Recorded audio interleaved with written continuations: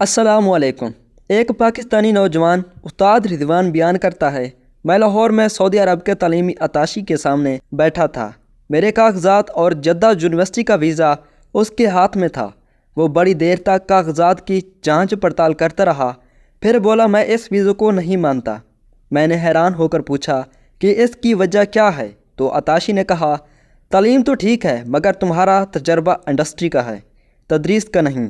تدریس کا تجربہ تو صفر ہے۔ جس کو پڑھانے کا کوئی تجربہ ہی نہ ہو وہ کیا پڑھائے گا؟ میں نے کہا جناب، مگر جدہ میں رئیس القسم نے میرا ٹیسٹ اور پڑھائی کا طریقہ دیکھ کر میری سفارش کی، پھر میرا ڈین سے انٹرویو ہوا، اس کے بعد یہ ویزا دیا گیا۔ اس کے ہونٹوں پر ایک مسکراہٹ پھیل گئی۔ بولا ضروری نہیں ہے کہ اگر انہوں نے غلطی کی ہے تو میں بھی کروں۔ میں نے کہا سر، یہ ویزا وائس چانسلر نے دیا ہے جس کی پوسٹ وزیر کے برابر ہوتی ہے۔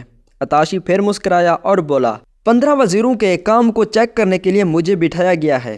اگر آپ چاہیں تو میں آپ کے کاغذات پر لکھ کر دے سکتا ہوں کہ آپ کو ویزا نہیں دیا جا سکتا۔ میں نے اس سے مزید ریکویسٹ کی تو اس نے کہا جب تک میں اس سیٹ پر ہوں میں دیکھتا ہوں تم کو ویزا کون دیتا ہے۔ میرے ذہن میں اپنی پرانی کمپنی کے مسٹر فیڈرک کے الفاظ گونجے۔ اس نے کہا تم نوکری چھوڑ کر بڑی غلطی کر رہے ہو۔ تم جہاں جا رہے ہو، ہم نے ان لوگوں کے ساتھ 20 سال کام کیا ہے، ان کا ہر وعدہ ہی غلط ہوتا ہے۔ مگر میں نے غصے میں مسٹر فیڈرک کو جواب دیا تھا، یہ لوگ ہمارے لیے بڑے مقدس ہیں، تم ان کی توہین کر رہے ہو۔ مسٹر فیڈرک نے کاغذات پر دستخط کرتے وقت کہا تھا، ایک دن تم میرے الفاظ کو یاد کرو گے۔ شاید وہ وقت آ گیا تھا۔ اس کے بعد میں نے 2 اور چکر لگائے اور ہر بار اتاشی کا وہی جواب تھا کہ جب تک میں اس سیٹ پر ہوں دیکھتا ہوں تم کو ویزا کون دیتا ہے۔ میرے لیے یہ بڑا سخت وقت تھا۔ 2 مہینے بے روزگاری کے ہو چکے تھے۔ میں سخت ٹینشن میں بیٹھا تھا کہ گھر کے دروازے کی بیل بجی۔ دروازے پر ٹین ڈبے والا تھا، یہ کوئی 70 سال کا ہوگا، بالکل ہڈیوں کا ڈھانچہ، میلے کچیلے پیوند لگے کپڑے، پسینے میں نہایا ہوا تھا۔ وہ کہنے لگا، صاحب 10 سال ہو گئے ہیں ان گلیوں میں چکر لگاتے، آج پہلی بار کسی کے گھر کی بیل بجائی ہے۔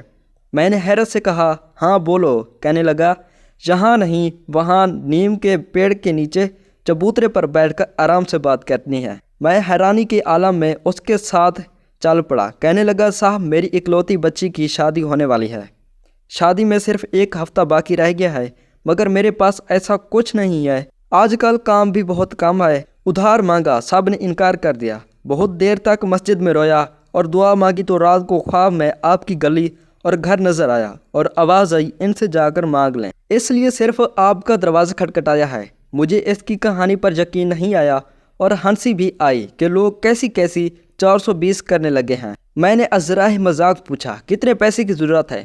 تو وہ بولا صاحب سادگی سے رخصتی کرنی ہے، زیور تو میں اپنی بیوی کا چڑھا دوں گا، مگر 5-6 جوڑے اور شادی کا کھانا تو کرنا ہوگا، کوئی 30,000 کا خرچہ ہوگا۔ میں نے سوچا 50,000 تو آج کل صرف دلہن کے بیوٹی پارلر میں ہی خرچ ہو جاتے ہیں۔ یہ رقم میرے لیے بہت معمولی تھی اگر میں باہر کام کر رہا ہوتا تو، مگر اب اس بے روزگاری میں یہ میرے لیے بہت بڑی رقم تھی۔ میں خاموش ہو کر کھڑا ہو گیا۔ وہ کہنے لگا، میرے گھر چلے اور میرے محلے والوں سے پوچھ لیں، یہ جھوٹی کہانی نہیں ہے، میں غریب ضرور ہوں مگر ایماندار ہوں، قسطوں میں آپ کی رقم لوٹا دوں گا۔ اس کی آنکھوں میں آنسو تھے اور چہرے پر بے چارگی۔ وہ پھر بولا، میں کبھی بیل نہ بجاتا اگر یہ خواب نہ دیکھتا۔ پھر مجھے یاد آیا کہ کہیں پڑھا تھا کہ جب تنگی ہو تو خدا سے تجارت کیا کرو۔ میرے لیے 30,000 دینے کا مطلب یہ تھا کہ اب واپسی کی کوئی امید نہیں۔ خیر میں گیا اور 30,000 لا کر اس کے ہاتھ پر رکھ دیے۔ اس نے میرے ہاتھ چوم لیا اور رونے لگا۔ کوئی 15 دن بعد پھر اس نے دروازہ کھٹکھٹایا۔ میں نے غصے سے پوچھا، اب کیا مسئلہ ہے؟ کیا پھر کوئی خواب دیکھا ہے؟ وہ بولا، ہاں، مگر آپ کو کیسے پتہ چلا؟ میں نے کہا، ظاہر ہے پہلے خواب دیکھا تھا تو بیل بجائی، اب پھر خواب دیکھا ہوگا جو بیل بجائی ہے، جلدی بتاؤ مجھے بہت کام ہے۔ وہ کہنے لگا، صاحب کل عشاء کی نماز پڑھ کر بڑی دعا کی کہ مولا قرض تو لے لیا، اب ادائیگی میں بھی مدد کر دیں، اور پھر سو گیا تو آپ کا گھر نظر آیا اور آواز آئی کہ تیرا قرض ادا کر دیا گیا ہے، جا کر بتا دے کہ اس کا بھی قرض ادا کر دیا گیا ہے۔ میری سمجھ میں تو کچھ نہیں آیا۔ میں نے کہا، ٹھیک ہے جاؤ، میں نے تم سے کون سا قرض وصول کرنا تھا؟ لیکن کمرے میں آ کر میں نے کافی دیر تک سوچتا رہا، پھر والدہ سے مشورہ کیا تو وہ بولی، تم کل ہی لاہور جاؤ ہو سکتا ہے قدرت کوئی راستہ نکالے۔ میں نے تنگ آ کر کہا 3 بار تو جا چکا ہوں، وہ تو بس ایک ہی بات کہتا ہے، جب تک میں اس کرسی پر ہوں دیکھتا ہوں تم کو ویزا کون دیتا ہے۔ اب تو اس کو میرا چہرہ بھی اچھی طرح یاد ہو گیا ہوگا۔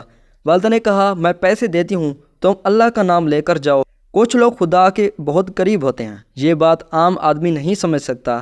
خیر میں اگلے دن لاہور پہنچا، موسلادھار بارش ہو رہی تھی۔ ڈرتے ڈرتے عطاشی کے کمرے میں داخل ہوا تو دیکھا کرسی پر ایک نوجوان عربی لڑکا بیٹھا ہے۔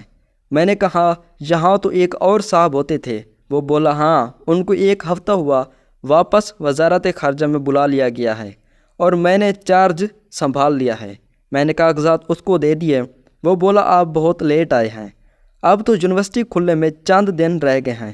پھر اس نے سیکورٹی کو بلایا اور کہا کہ پرسوں سے یونیورسٹی شروع ہو رہی ہے، یہ پہلے ہی لیٹ ہو چکے ہیں، فوراً ٹکٹ بناؤ، پاسپورٹ پر ویزا لگاؤ اور سالانہ ہاؤس رینٹ 1 ماہ کی سیکٹری کا چیک بنا کر لے آؤ، اور سنو چائے بھجوا دینا۔ میں ایک لمحے کے لیے گمسم ہو گیا۔ ہو سکتا ہے پرانے عطاشی کے الفاظ میرے کانوں میں گونج رہے تھے۔ اللہ تعالیٰ نے اس مغرور شخص کی کرسی چھین لی تھی کہ صرف میرا کام کروانے کے لیے۔ پھر موسم پر میں نے گفتگو شروع کی، بتایا کہ بہت موسلادھار بارش ہو رہی تھی، بڑی مشکل ہوئی آنے میں۔ تو اس نے بڑی شائستہ اردو میں جواب دیا کہ آپ لوگ بڑے خوش قسمت ہیں، ہم تو ایسے موسم کو ترستے ہیں، مجھ پر تو حیرتوں کے پہاڑ ٹوٹ گئے۔ اس کی اردو سن کر میرا حیران چہرہ دیکھ کر وہ ہنستا اور بولا میں نے یہیں سے تعلیم حاصل کی ہے۔ پاکستانی ایک ذہین، محنتی اور بڑی مہمان نواز قوم ہے۔ میں ان سے بہت محبت کرتا ہوں، خاص طور پر استادوں سے۔ تھوڑی ہی دیر میں پاسپورٹ، ٹکٹ اور چیک میرے ہاتھ میں تھموا دیا۔ مجھے 3 ڈبے والے کے الفاظ یاد آئے کہ تمہارا قرض ادا کر دیا گیا ہے، لیکن ایسی ادائیگی کا تو میں سوچ بھی نہیں سکتا تھا۔ ناظرین، غریبوں، مسکینوں اور یتیموں کے چہروں پر خوشی لانا بہت بڑی نیکی ہے، جس سے اللہ تعالیٰ بہت خوش ہوتا ہے اور ان کی آواز عرش ہلا کر رکھ دیتی ہے۔ اگر آپ لوگوں کو اس ویڈیو سے کچھ سیکھنے کو ملا ہے تو پلیز ہمارے چینل کو سبسکرائب اور ویڈیو کو لائک کر دیں۔ شکریہ۔